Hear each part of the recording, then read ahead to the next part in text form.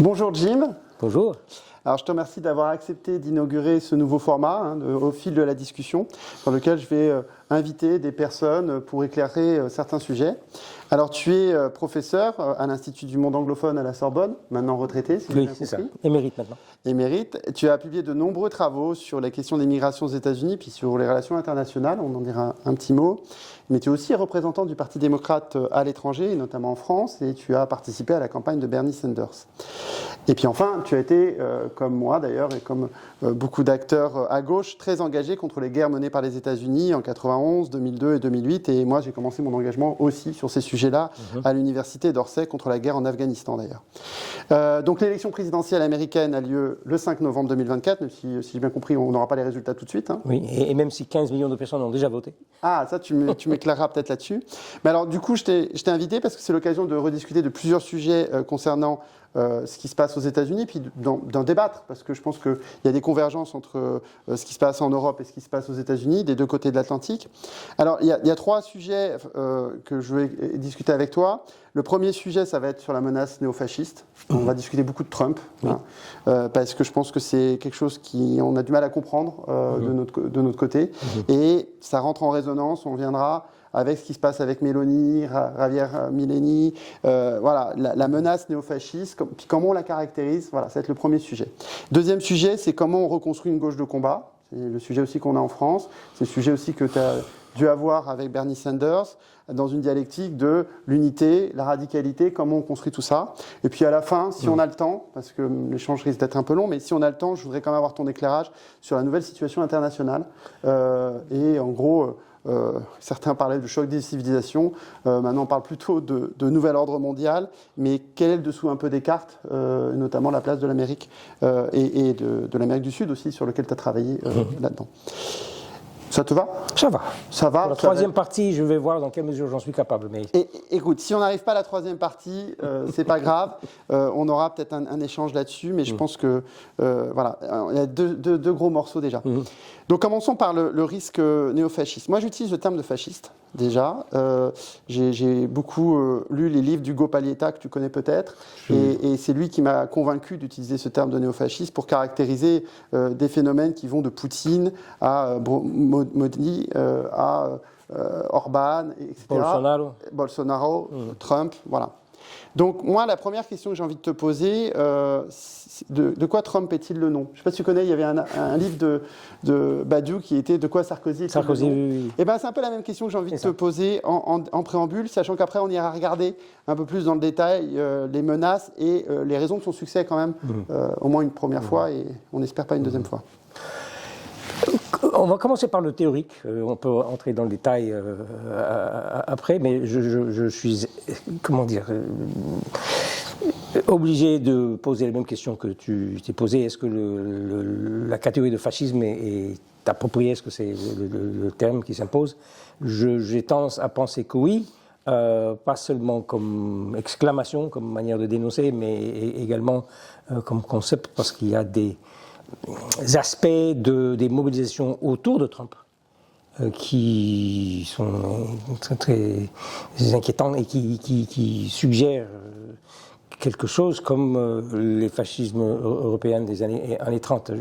J'ai lu, en me posant cette même question, je suis allé voir ce que Enzo Traverso avait à dire sur le sujet au début de l'expérience Trump, et à l'époque, l'argument qu'il développait, c'était que non, ça ne peut pas se comparer, c'est pas le même objet historique. Lui est historien, ce qui affecte un peu sa manière de circonscrire les catégories.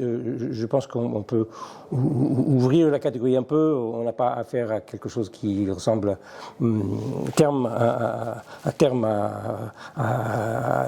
l'Allemagne des années 30, mais et c'est même assez loin de ça, mais en même temps, quand on pense qu'il y a une menace de violence et qu'il y a un programme autoritaire qui se profile, si jamais Trump est réélu, on sait que son administration, pas nécessairement lui, parce qu'il n'a pas nécessairement lui-même la cohérence d'une stratégie, mais autour de lui, il y aura des hauts fonctionnaires très militants qui ont beaucoup réfléchi à la meilleure manière de reconstruire l'État dans un sens autoritaire. On peut entrer un peu dans le détail. Alors moi, c'est vrai que je me suis beaucoup posé cette question. D'ailleurs, il y a une différence entre néofascisme, post-fascisme. Voilà, donc on pourra continuer à avoir cette discussion. Mais si on rentre un petit peu dans le détail de la discussion, moi, je voudrais aussi t'interpeller sur quelque chose qui est souvent... On pense que le fascisme, c'est un État en soi. Ils sont fascistes. En réalité, c'est des processus. Il y a eu processus en Allemagne. Il y a eu aussi un autre processus intéressant au Portugal, de Salazar, où, en gros, en 28, il est ministre des Finances, et petit à petit, en fait, va se construire un État autoritaire. Moi, la question que j'ai envie de te poser, c'est, OK, bon, Trump, on peut le décrire comme étant proto-fasciste, mais est-ce que le second Trump sera différent du premier? Quelles sont les évolutions? Est-ce qu'on est dans ce processus d'aller tendre vers le fascisme?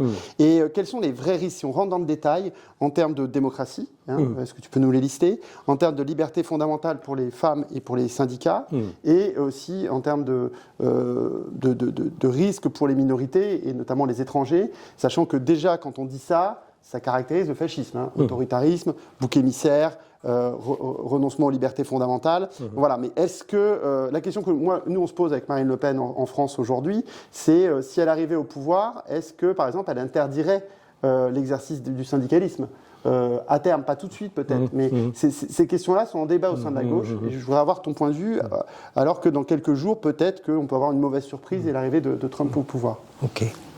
Alors pour avoir un début de réponse à cette question, il faut passer par une publication de 900 pages qui est sortie l'année dernière sous le titre Project 2025, le projet 2025, et c'est le produit d'un grand institut stratégique très à droite à Washington, de la fondation Heritage. Ils ont même aggloméré plusieurs équipes dans ce projet et ils ont produit ce monstre, ce document de 900 pages qui contient les éléments très détaillés d'une stratégie de prise de pouvoir et de restructuration de l'État dans l'hypothèse d'un retour de Trump. Alors Trump, évidemment, passe son temps à dire non, je ne connais pas ce document, je ne l'ai jamais lu, d'ailleurs il y a des bêtises dedans, je le sais, mais je n'ai pas lu. Mais c'est un peu ce que je disais à l'instant, lui-même ne possède peut-être pas la cohérence d'une telle stratégie, mais il serait la deuxième fois, beaucoup plus que la première fois, entouré de fonctionnaires qui, eux, ont une idée plus claire de comment restructurer leur morceau de l'appareil d'État pour imposer des politiques très à droite, anti-écologiques, racistes, abolition dans la mesure du possible, ou en tout cas, ils essaient de repousser autant qu'ils peuvent toute la législation et la jurisprudence issue du mouvement des droits civiques. Tout ce qui ressemble à des politiques antidiscriminatoires et pour l'égalité, tout simplement, ils définissent ça comme woke et quelque chose à combattre. Bon, ça va très très loin. Il y a dans ce document aussi une touche théocratique. On peut dire l'avortement est désigné comme une pratique dangereuse et qu'il faut remobiliser tous les secteurs de l'État possibles pour interdire et pour rendre impossible, y compris la vente des médicaments. La pilule de l'avortement est déjà surveillée dans certains États et risquerait sous Trump 2 d'être surveillée et interdit à l'échelle nationale, à l'échelle fédérale. On peut procéder pratiquement à toute une liste de domaines de la politique où l'effet serait vraiment désastreux.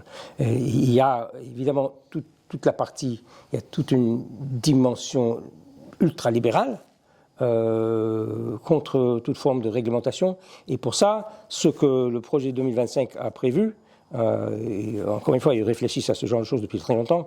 Leur stratégie consiste d'abord à se débarrasser des fonctionnaires nommés en fonction de leur mérite et de leurs compétences techniques pour les remplacer avec des loyalistes qui ne se sentiraient pas liés par des textes de réglementation, des choses comme ça. Se débarrasser de l'État réglementaire et l'État régulateur et laisser les grandes entreprises faire ce qu'ils veulent. D'abord et avant tout en matière d'énergie. On sait que Trump s'est réuni récemment.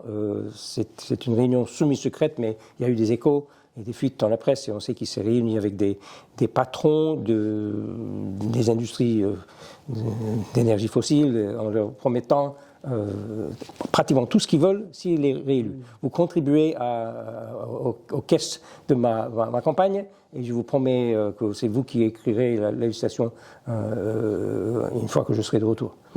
C'est très cynique et c'est tout à fait clair. Alors, moi, je pense qu'il faut réfléchir à comment les différents éléments de ce mélange se combinent. Ça paraît très, très incohérent. La partie libérale, la partie très répressive en matière de droits reproductifs, la partie anti-écologique, quelle cohérence y a-t-il là-dedans? C'est pas Trump qui va nous définir cette cohérence, mais je pense qu'il se passe quelque chose de fascisant, parce que pour imposer le programme ultralibéral, il y a un discours pseudo-populiste. On peut passer quelques minutes, si tu veux, sur la notion de populisme, mais j'essaye d'éviter l'usage du terme populisme à propos de Trump, parce que son appel au peuple et sonne très faux. Il n'y a pas de peuple derrière lui, il n'y a pas de syndicat derrière lui, il n'y a pas de mouvement de masse derrière lui. Il y a des formes d'adhésion de diverses sortes, mais à divers degrés. Mais en tout cas, ce n'est pas du tout un projet populaire dans aucun sens du terme. Mais ce qui donne l'impression qu'il y a une sorte de dynamique populiste avec beaucoup de guillemets, c'est l'appel à la haine, à la division, au racisme, et la partie théocratique entre là-dedans aussi. C'est une façon de polariser. C'est un vecteur de plus de polarisation qui fait que si vous êtes de notre côté, on va imposer ce programme et pas tolérer l'autre programme. Ok. Juste pour rebondir sur la question de l'État, ça rappelle quand même le ménage qu'a fait Erdogan, typiquement, si on parle d'une autre dérive autoritaire, à défaut d'être peut-être fascisante, mais où, je le rappelle, Erdogan a fait le ménage complètement dans l'appareil d'État et dans les fonctionnaires, et a pourchassé tous les fonctionnaires qui étaient oppositionnels à sa politique. Moi, je vais maintenant essayer de te poser des questions sur les raisons du succès de Trump. On va revenir sur les questions de post-vérité un peu plus tard, mais avant, je veux interroger la relation que tu as un petit peu commencé à énoncer entre Trump et les classes dirigeantes. Parce qu'avant de dire pourquoi Trump arrive à finalement avoir du vote populaire, je voudrais quand même m'interroger sur les liens et les choix du capital, du capitalisme et de certains capitalistes. On le voit chez nous avec Bolloré, qui a fait le choix du Rassemblement national et de Zemmour.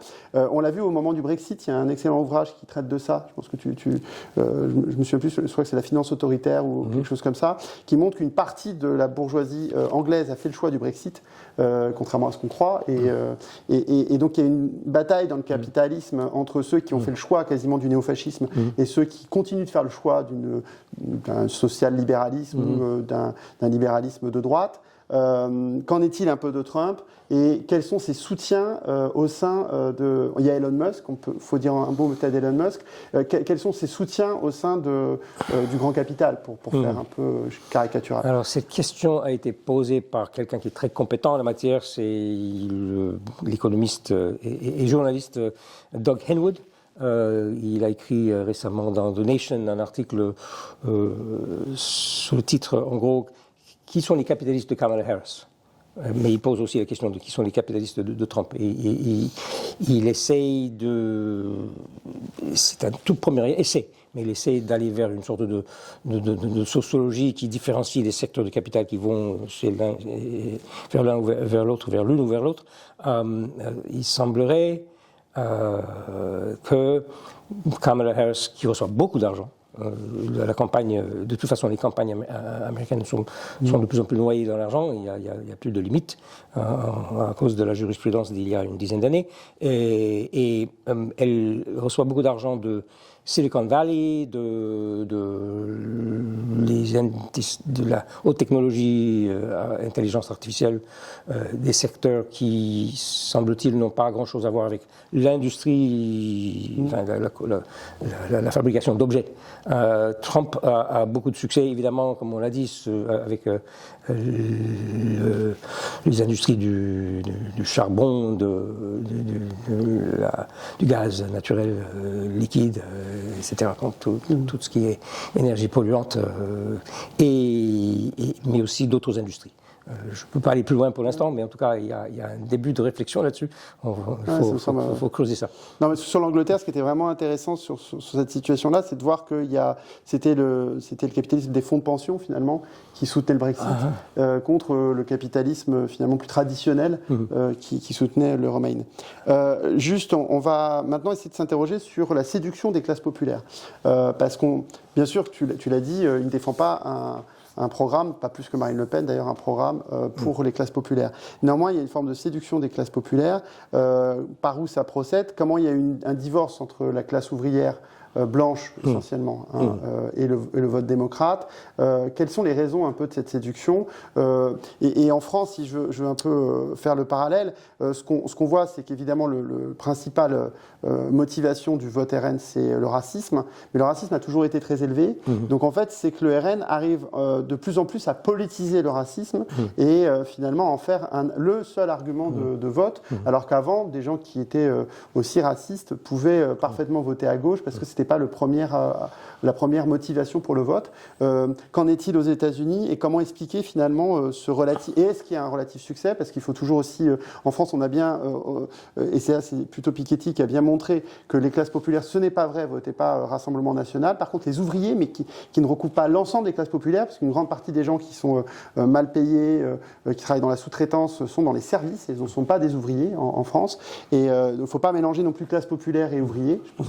Et je pense que c'est un peu pareil aux États-Unis. Mais comment tu expliques ça, ce relatif succès de Trump vis-à-vis de certaines classes populaires? Ok. D'abord, je pense qu'il faut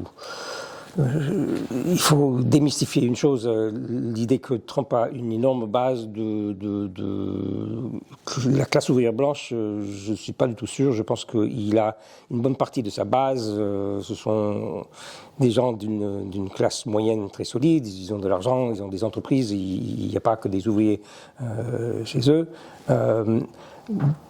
Et la classe ouvrière organisée, ce qui reste du syndicalisme aux États-Unis après 50 ans de déclin, mais les syndicats qui sont là sont massivement pour les démocrates, à l'exception d'un seul syndicat.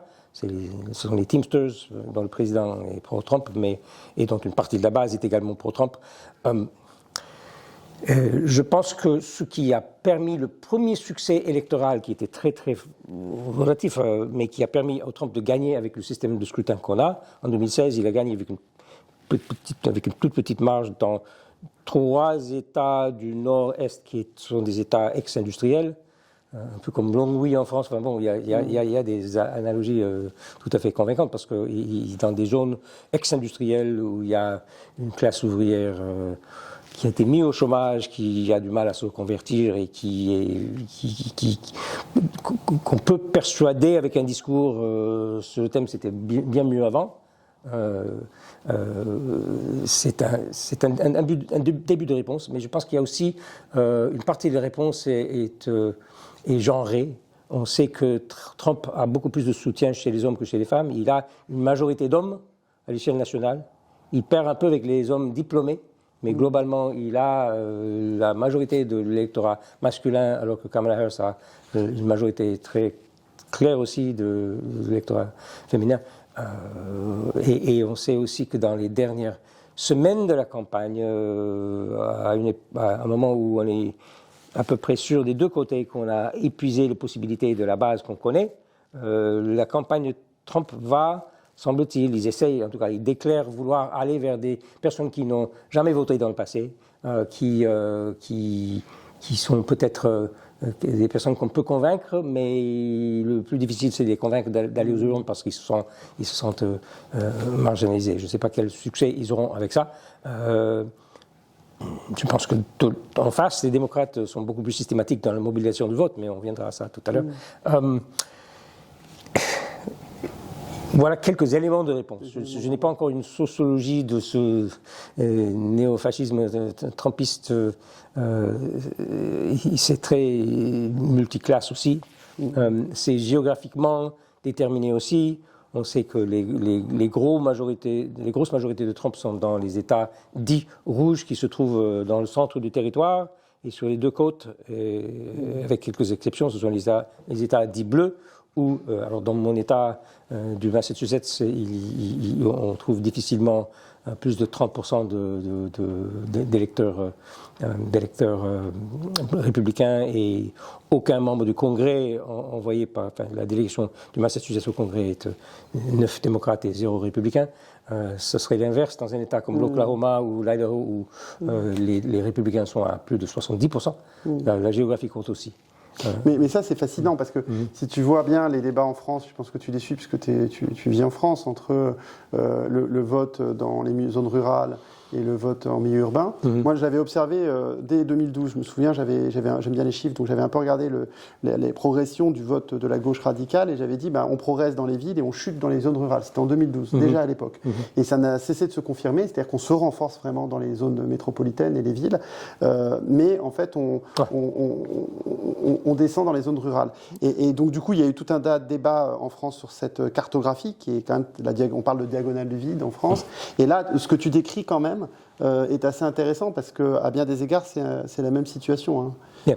Mais je pense qu'il m'est arrivé de lire des choses qui montrent qu'une bonne partie du soutien de Trump vient non seulement des zones rurales, mais aussi des zones dites périurbaines, loin des centres-villes, alors que les centres-villes sont les endroits où Trump est sûr de perdre, y compris dans les États à fond républicains. Il y a toujours une ville capitale ou une ville universitaire où les républicains perdent. C'est vraiment, ouais. Et alors ça m'amène à... Il y a deux choses qui me semblent intéressantes là. C'est la question aussi de la relation à la vérité et à la puissance en fait d'Internet et des réseaux sociaux. Il y a un livre, je ne sais pas si tu l'as lu, de Naomi Klein, il y a un certain nombre d'années, qui s'appelait Les Marchands de doute, qui était très intéressant parce qu'il expliquait qu'avec en gros la montée des questions de prévention sur le tabac d'abord et ensuite sur le climat, les scientifiques sont apparus comme des empêcheurs de faire du profit en rond. Très vite, les scientifiques avaient été des alliés de l'accumulation du capital parce que on a besoin de technologie, etc. Et à partir des années 60, 70, le printemps silencieux et tout ça, les scientifiques viennent des lanceurs d'alerte et du coup ils deviennent des ennemis d'une partie de l'intelligentsia qui a besoin de dire non, ce que disent les scientifiques sont faux et ça commence vraiment en 58 avec l'industrie du tabac, cette histoire. Alors ils peuvent pas dire que c'est faux. Donc à l'époque, c'était des marchands de doute. Il y a d'autres raisons au cancer. C'était vraiment ça. Sur le climat, il y a d'autres raisons. Voilà. Et elle a très bien décrit ça dans ses différents livres. Et j'ai un peu l'impression que ce qu'on a là avec la post-vérité, c'est la conclusion de ce cycle-là. C'est-à-dire que maintenant, il faut vraiment s'affronter à la vérité. Il faut s'affronter au consensus scientifique, etc. Et il y a une puissance de ça. Et j'aimerais bien t'interroger là-dessus parce que pourquoi ça marche, notamment parce que, et ça recoupe la discussion d'avant, parce que une partie des populations qui n'ont pas eu accès à l'université, etc., se retrouvent démunies dans ce monde et ça leur parle parce qu'ils se sentent exclus finalement. Et un des déterminants massifs du vote RN après la question du racisme, c'est le niveau de diplôme. Je ne sais pas si c'est pareil pour le vote. Oui, tout à fait. Non, mais et du coup là, il y a quelque chose qui se noue. Sur la relation savoir, partage du savoir, Internet, post-vérité et néofascisme, qui est une relation qui est un peu nouvelle par rapport à ce qu'a été le fascisme historique, là pour la peine, voilà, à mon avis, on est dans quelque chose d'un peu nouveau. Oui. Alors Trump pendant sa première campagne en 2016, il lui est arrivé de lâcher une phrase du style oui, j'aime bien les gens sous-éduqués. Et pour une fois, il disait une chose lucide, c'est-à-dire que il est clair que, en gros, moins on a de l'instruction, plus il y a la probabilité de voter Trump. Il y a plein d'articles là-dessus dans la presse. On sait qu'il y a un divide, il y a un décalage qui est très, très, et qui est probablement encore plus radicalisé aux États-Unis en raison du coût des études supérieures. Oui, parce qu'en plus, l'exclusion est financière. Juste une dernière question, je ne sais plus exact. Combien il nous reste de temps ? On On a 40 minutes. Ok. Juste une dernière question sur les questions de Trump. Et pour approfondir cette question du succès de Trump, c'est est-ce que finalement la carte que tu décris de l'électorat recouvre la carte du Parti républicain? Première question. Et si oui, en fait, est-ce que c'est pas juste un hold-up de l'électorat de la droite traditionnelle, y compris qu'il pouvait avoir un électorat populaire, en tout cas c'est ce qu'on voit en France, par l'extrême droite, c'est-à-dire qu'on a une fascisation de l'électorat de droite, qui est déjà depuis très longtemps de droite. Est-ce que c'est que ça, ou est-ce qu'il y a plus? Voilà, c'est un peu la dernière question. Et comment se fait-il qu'ils ont réussi ce hold-up? Bon, alors là, c'est évident, puisqu'il reprend le Parti républicain. Mais nous, c'est un peu différent, parce que le RN prend la place des républicains. Oui. Voilà. Je ne sais pas répondre à cette question. En 2008 et en 2012, à deux occasions, Obama a été élu avec une majorité nationale, pas seulement au collège électoral, mais il y a...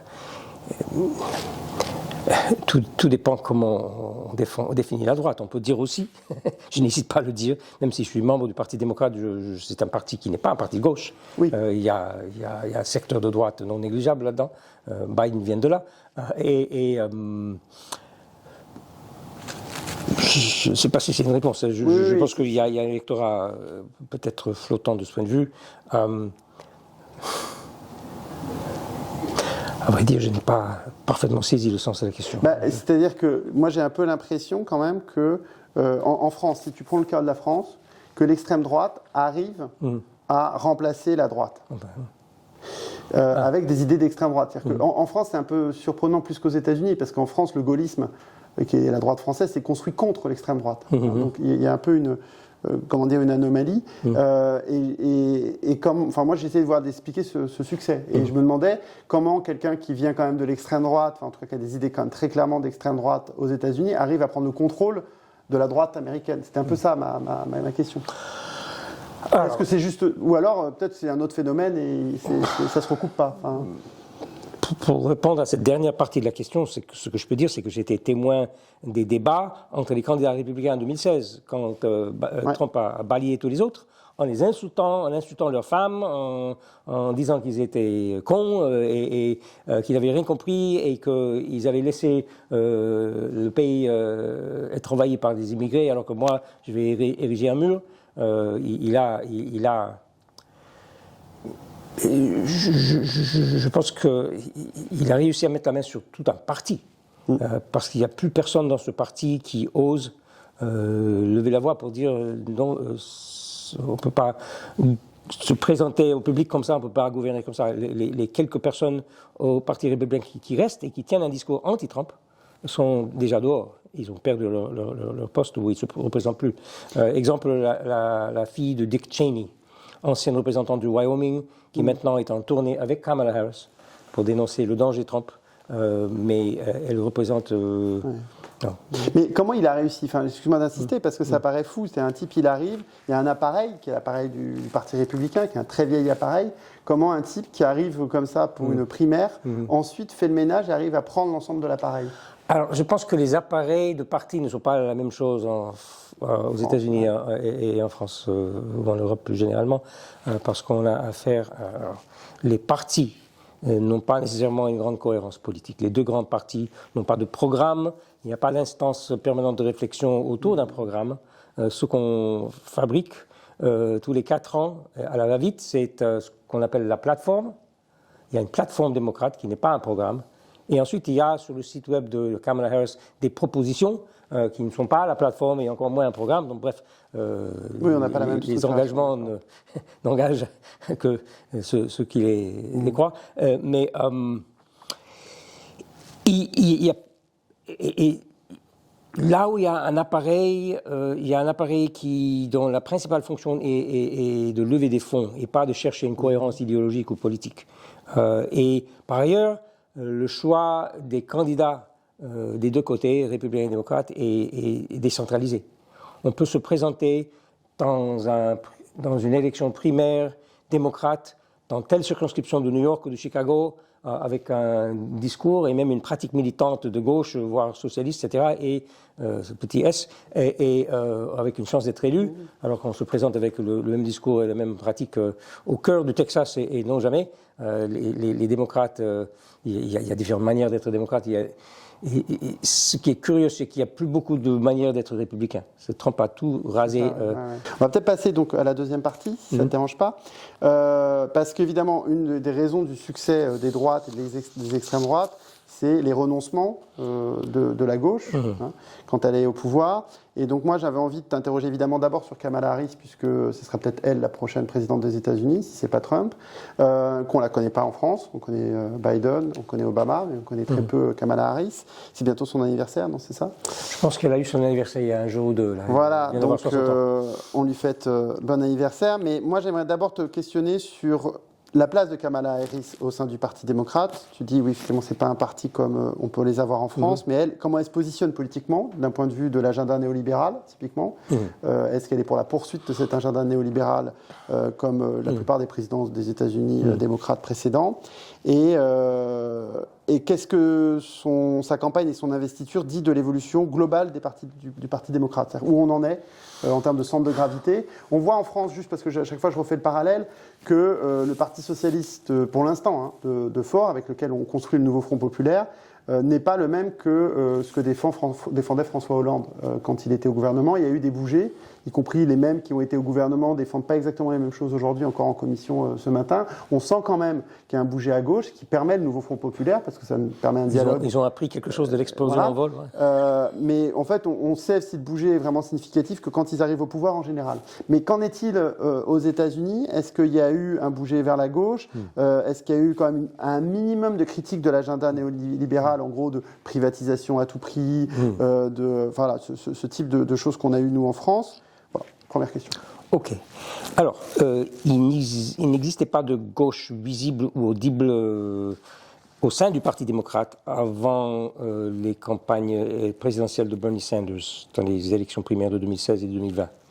Grâce à cette poussée de Sanders, qui a gagné 22 primaires sur 50 en 2016, qui aurait pu l'emporter, et c'était l'occasion de rassembler beaucoup de bouts différents d'un mouvement social très informe, et maintenant il y a une sorte d'axe de gauche, y compris au sein des démocrates. Il y a une centaine de députés sur les 200 à la Chambre des représentants démocrates, à peu près la moitié se définissent comme progressistes, mais c'est un progressisme très large et vague et pas nécessairement contradictoire avec le néolibéralisme. Mais au sein de ce groupe-là, il y en a 10 ou 15 qui sont sur des positions de gauche plus convaincantes et plus proches de Sanders.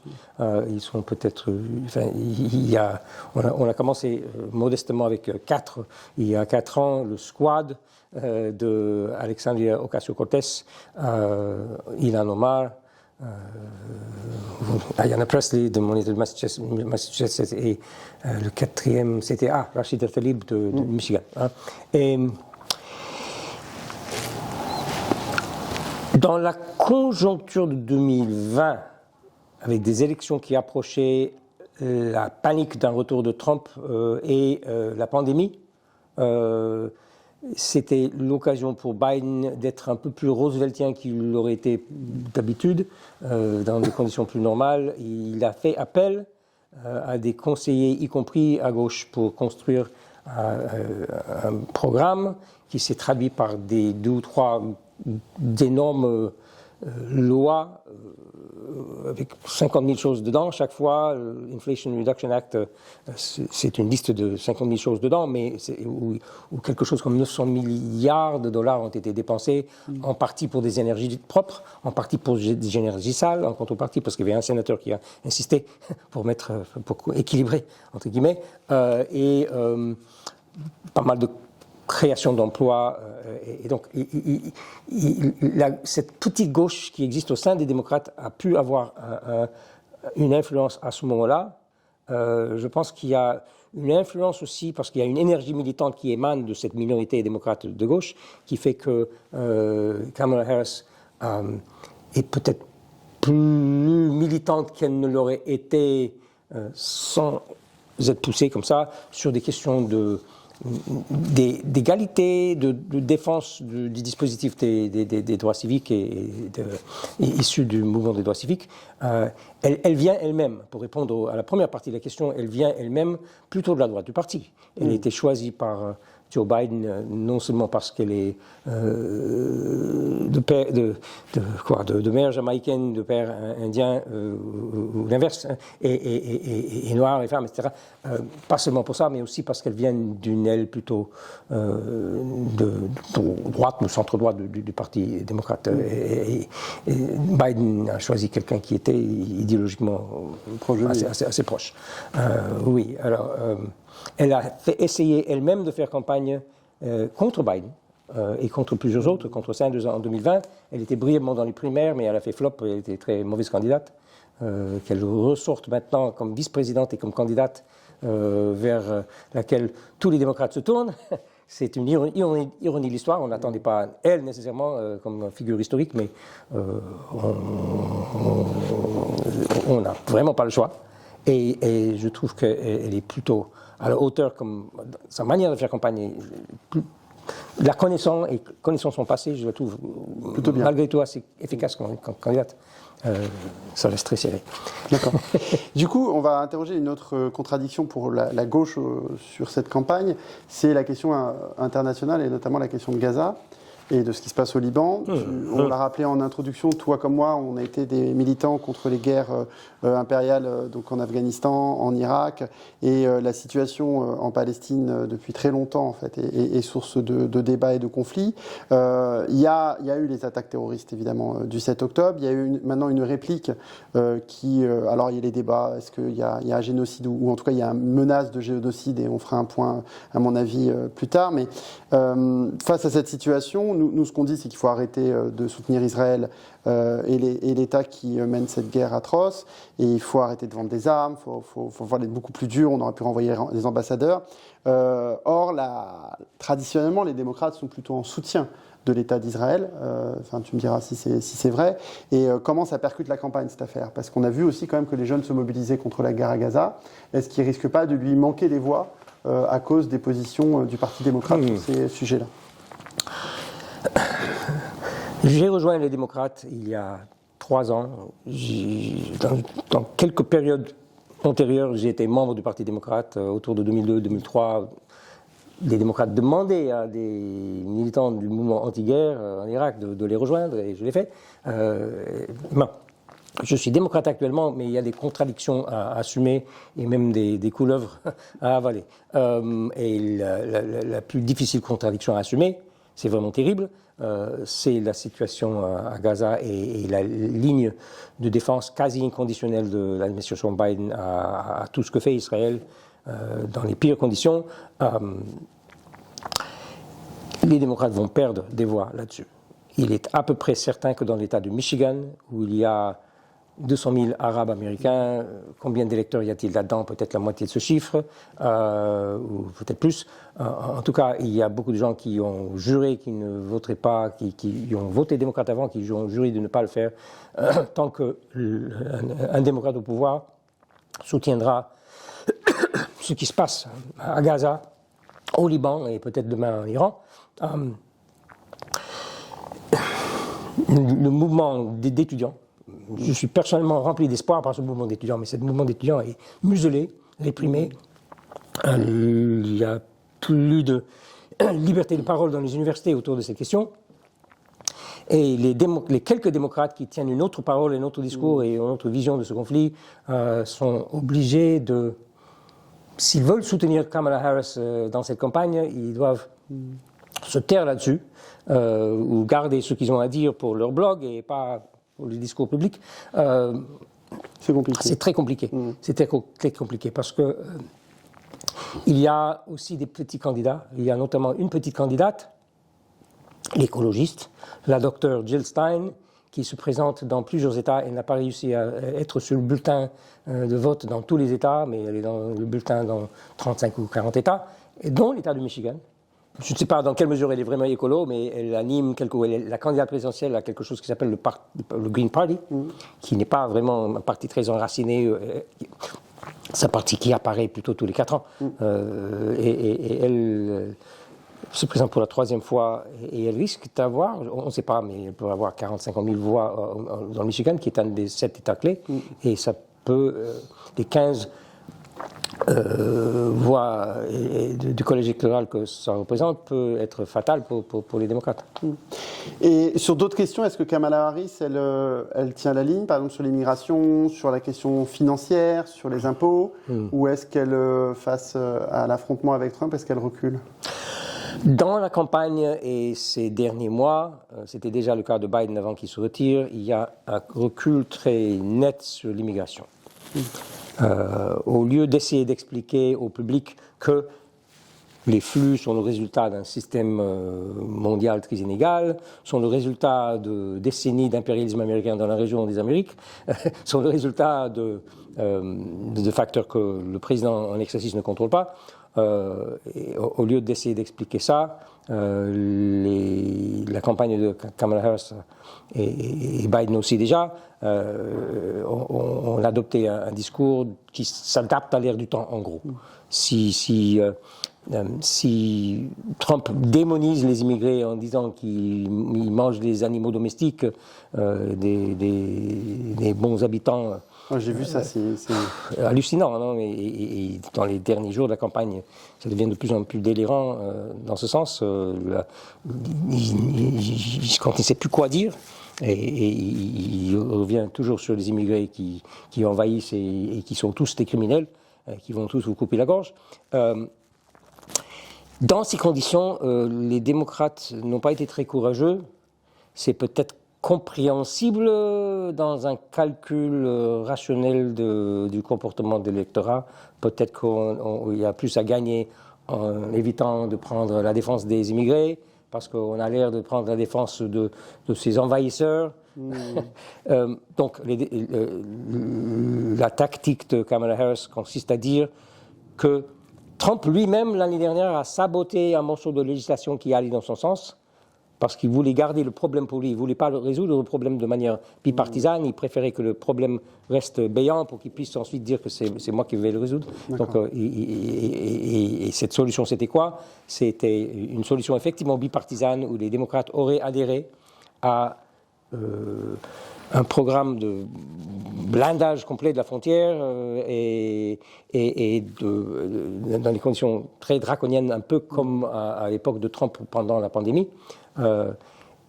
Donc, les démocrates ne reprennent pas du tout les discours xénophobes appelant à la haine de l'immigré, etc. Mais l'idée, c'est que oui, il faut être ferme, il faut assurer l'intégrité du territoire, il ne faut pas laisser rentrer n'importe qui.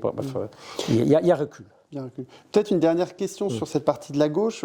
Tu montres quand même les limites, finalement, de Kamala Harris et effectivement d'une victoire de Kamala Harris. La question que je me suis posée, moi, en tant qu'observateur extérieur, c'est pourquoi la gauche du Parti démocrate n'a pas tenté le coup, vu qu'il y avait une poussée à gauche quand même depuis les 2 primaires précédentes, tenter le coup de présenter au moins un candidat face à Kamala Harris sous la forme de la primaire, à partir du moment où Biden ne se représentait pas. Pourquoi ce choix n'a pas été fait, puisqu'il y a quand même des députés qui auraient pu au moins de planter le décor à un moment donné, peut-être pas pour gagner ce coup-ci, mais pour assurer la transition de l'après Sanders. Je pense qu'ils ne l'ont pas fait parce qu'il n'y avait pas nécessairement de candidat naturel. Bernie Sanders a 82 ans maintenant, c'est trop tard. Il reste au Sénat, il a une place importante au Sénat, il dirige une grande commission, mais il ne peut pas se représenter. Et puis, ça ne se fait pas trop ça se fait de temps en temps, mais il est plutôt rare qu'on organise des primaires, des vraies primaires, quand il y a un président déjà en exercice. Oui, c'est vrai, d'accord. Donc, c'est pour ça que la gauche s'est un peu abstenue. Pas tout à fait, parce qu'il y a eu 2 candidats face à Biden dans les primaires qui ont eu lieu cette année. Un député du Minnesota qui n'est pas spécialement à gauche, mais qui a dit, bon, je représente l'espoir que Biden s'en aille pour qu'on trouve un vrai candidat. Et en attendant, ça peut être moi, mais ça peut aussi être quelqu'un d'autre. Donc il a tenu cette position-là. Et la deuxième candidate qui s'est présentée face à Biden, c'est une auteure de livres un peu New Age qui s'appelle Marianne Williams et qui tient un discours un peu à la Bernie Sanders, qui est une femme de gauche sans doute, mais qui n'a pas 1% de la pratique militante et du terrain d'un Bernie Sanders. Elle n'a jamais fait de politique réellement, donc c'était pas sérieux, c'était pas une candidature sérieuse. Et une fois que Biden s'est retiré, il restait 3 mois de campagne. Et tout le monde s'est coalisé autour de Kamala Harris parce qu'il n'y avait vraiment pas le choix au mois de juillet. Fin juillet, début août, il n'y avait pas le temps d'organiser d'autres primaires.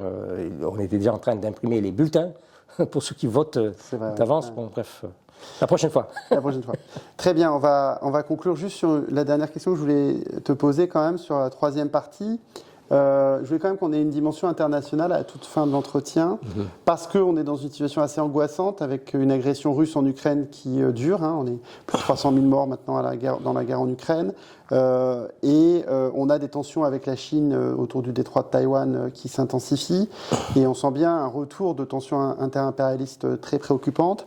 Et déjà la première fois quand Trump a été élu, on s'est posé des questions. Si Trump est élu si par malheur Kamala Harris le bat pas, est-ce qu'il y a un point de bascule à l'échelle mondiale qui est possible, ou finalement sur ces questions internationales il va jouer plutôt le repli? Comment tu sens les choses sur cette question internationale avec la Russie et la Chine et l'Iran aussi évidemment, dans le prolongement de ce qu'on a dit déjà sur Gaza? C'est-à-dire qu'est-ce qu'il y a la possibilité pour être un peu franc et caricatural peut-être, d'une troisième guerre mondiale avec Trump? Voilà, c'était une question que je pense pas mal de gens se posent quand même, parce qu'il paraît pas très... il paraît pas très stable, ce garçon. Il n'est pas stable, ce garçon. Il est même très inquiétant ces derniers jours. Mais je ne vois pas de scénario de guerre mondiale dans les médias. Je le prends tout à fait au sérieux quand il dit que le premier jour, il organise des pourparlers de la paix entre la Russie et l'Ukraine, et c'est réglé en 3 semaines. Je ne sais pas si ça sera réglé en 3 semaines, mais il est clair qu'il va faciliter des négociations qui seraient une défaite pour l'Ukraine et qui se traduiraient par une perte du territoire. J'en doute pas.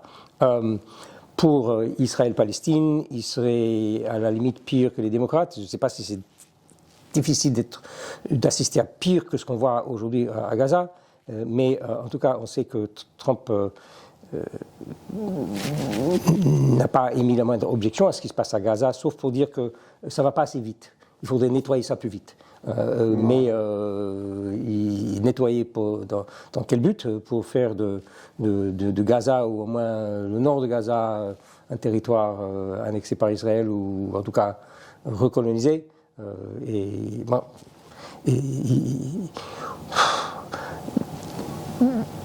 sur la Chine, du coup? Sur la Chine. Ce que Trump promet, et ça n'a pas beaucoup de succès en fait, il a perdu des points dans les sondages là-dessus, mais il insiste, il persiste.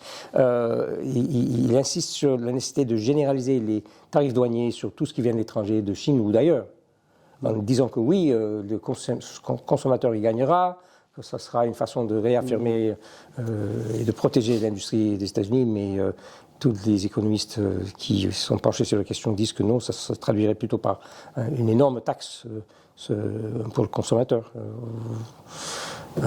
Les avenirs des relations avec la Chine et tout ce qui se passe au sud de la Chine, autour de Taïwan, je ne suis pas assez spécialiste de la question pour m'en prononcer, ce ne serait pas sérieux. Mais ce que tu dis est assez intéressant parce que ça démontre aussi qu'il y a une forme de cohérence dans la politique extérieure. C'est dit par pas mal d'observateurs entre démocrates et républicains, et que fondamentalement, les grandes dynamiques resteraient les mêmes. Voilà.